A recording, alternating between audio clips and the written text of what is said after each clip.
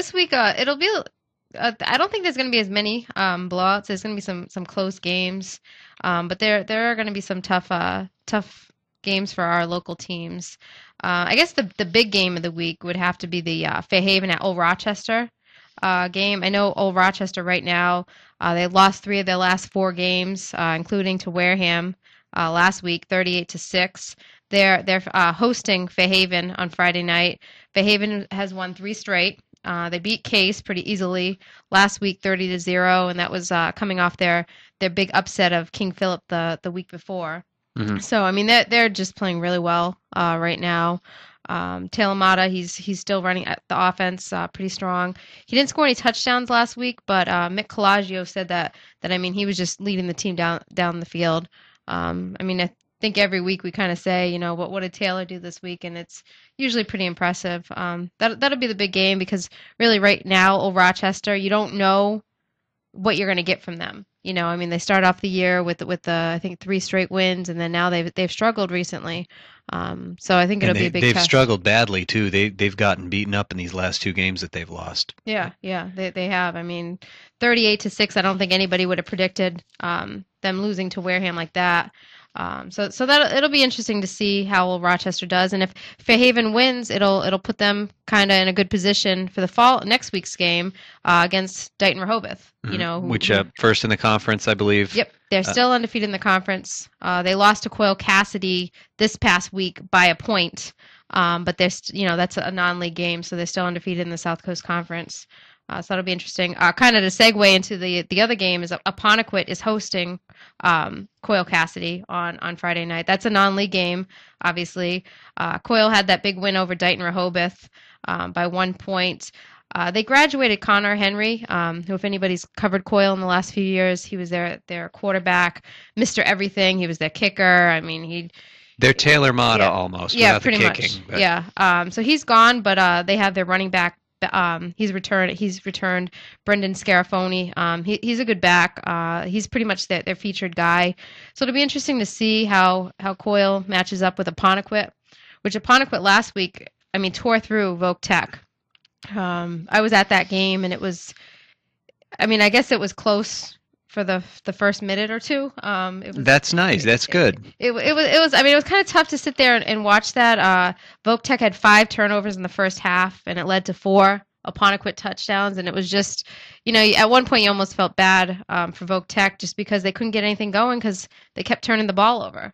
Voc Tech has a tough game this week. They're hosting Seekonk, which is 4-3. Although Seekonk is coming off a loss to Martha's Vineyard by a touchdown. They have a nice running attack. I saw them against Apponequet, and they look good. I mean, you know, they can move the ball. They have a good line. I think the big thing for Voc Tech is just kind of getting on the scoreboard early. You know, against Apponequet, it was like, you know, before you looked up and they were down by 14-0. Same thing happened to them the week before too against Bourne. It's as soon as they get into that hole or they're playing from behind, it's almost like they definitely feel that and they get down on themselves, and it's not until the half that they can kind of come back and rally. Yeah, I know they played a lot better against Apponequet last week in the second half, but you know they were already down by I think it was 3 or 4 touchdowns at that point. But they I mean they have a great athlete in Jordan Burris. He does everything. He returns, you know, punts, and he's running back, wide receiver. I mean, he's all over the field. It's kind of someone told me at the game, you know, the way Jordan goes is how his Voc goes. So if he has a fumble or if he doesn't pick up any yards, then they're not going to do so hot. But I mean, hopefully they shock Seekonk this week. It will be a tough challenge though. Another South Coast Conference game is Wareham at Case. I think that's pretty much it. There's really not a whole lot to yeah. say. I mean, Something tells me E.J. Bennett might pad his leading touchdown total in the region. Yeah, he's got 10 right now. He's leading the I believe area. the school record is 26. You think he'll get 3 or 4, maybe? I think what Tim's saying is that he'll score 16 this week and tie the record. Maybe. I don't think so. No, I don't think so. I don't think they they're going to run it distribute the up. ball. Yeah. That offense shares so well that I'm surprised that they're not having 15 different touchdown scorers each game because they literally could. I mean, it's really just whoever gets the ball at that time. One interesting thing about Wareham, I was kind of looking up stuff about the different teams, and Wareham's 4-3. Their 3 losses are combined 13 points. I mean, that close. I saw the game that they played against Fairhaven, and as good as Fairhaven has been this year, Wareham kind of shot themselves in the foot a little bit. Mm-hmm. Yeah. So we have a good number of quality teams here. It doesn't necessarily look like that could amount to really postseason this year, but there are a lot of good athletes down here. We've seen it a lot already, talking about Taylor Mata and EJ. It's an interesting year. It's been an interesting year football-wise, and I think it'll continue to be as we get closer to Thanksgiving. Another note on Case. I said earlier that they lost to Fairhaven 30-0. They're actually giving up an average of 34 points a game. So Wow. they actually held Fairhaven to 30 last week. So you're really just trying to be nice now, aren't you? I'm trying to be nice, but I think Wareham's just going to run away with it easily, very easily. Another game that could easily be a blowout, and I hate to say this for all the Dartmouth fans, is the Bridgewater Raynham at Dartmouth game.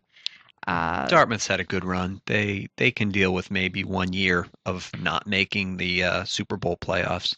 Yeah, I mean Bridgewater Raynham, they're 6-1. They lost to Zavarian last week by two points. And Zavarian is one of the best teams in the state, I believe. Yes, they are. I don't know what Bridgewater Raynham is ranked right now. Last week they were ranked 10th in the state. In their 6 wins, they've outscored their opponents 324-69.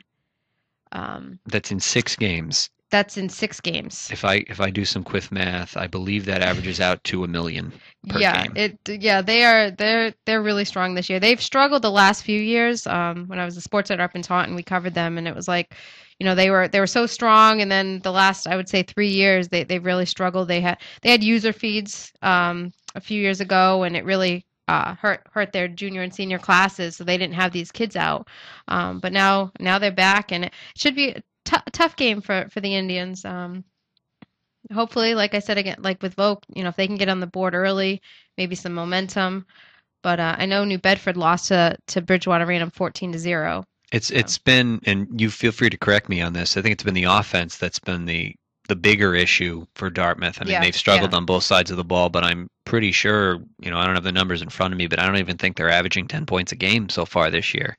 Yeah, I don't have them in front of me either, but the offense is the issue. They and Stang have definitely been the 2 teams that we've had that I think have struggled the most to score points. And Old Colony. That's true. Yes, Old Colony also. Old Colony, can't forget Old Colony. They've only scored 7 touchdowns this year in 7 games. They lost last week to Nantucket. That's Old Colony, correct? Yeah, Old Colony. Yep. They lost to Nantucket 26-6 last week. They're not very strong, and they don't have, the athletes, I guess. Old Colony, I know, has a lot of two-way players, and it's just they get so tired being out there the whole game that you see the sort of, mistakes that trip up teams get to them, and they're able to stay with teams for a good portion of the games, but it's just a physical issue. They just don't have the people. Yeah. And when I say they're not strong, I mean, not that they're a weak team, that they're physically not strong. Okay. Anyway, Old Colony is at Holbrook on Friday at 3 p.m. For anyone that wants to make the trip up to Holbrook. Let's see. Who are we missing here? New Bedford. Stop and get some pizza for me on the way back from Linwood Pizza. I'll pay you back. Bean special. New Bedford football. New Bedford football. It's the second mention of the Bean special in the last 3 podcasts. They could be on a 2-game winning streak this week. That's what I'm predicting. You know what? I'm going to go out on a limb. They're facing 0-7 Breaking Cambridge. news. 0-7 Cambridge is coming to town. Although they haven't won a game yet, they've scored, I think 27, 28 points against BC High. They've played some tough competition. Ooh, really? 28 points against BC High? Yeah, but BC High, I think, scored 56 or 58, so you don't know what kind of game that was. You don't. That was I think it was a few weeks ago. I really think New Bedford will come out of the gates with John Williams, John Gomes, and Nate Lewis. Those are the 3 big guys on offense. They're 3-1 now. They beat Dartmouth last week. It's tough for me I struggle to understand why New Bedford is only 500 because they just have so many strong athletes. I mean, that New Bedford has a very strong track program, and